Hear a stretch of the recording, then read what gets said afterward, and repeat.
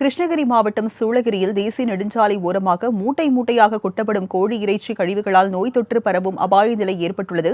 இதுகுறித்த கூடுதல் தகவல்களை எமது செய்தியாளர் நாகராஜ் வழங்க கேட்கலாம். நாகராஜ், இந்த கோழி இறைச்சி கழிவுகள் எங்கிருந்து கொண்டு வரப்பட்டது? இதுகுறித்த விசாரணை எந்த நிலையில இருக்கு? விவரங்கள் என்ன? வணக்கம் ராஜலட்சுமி.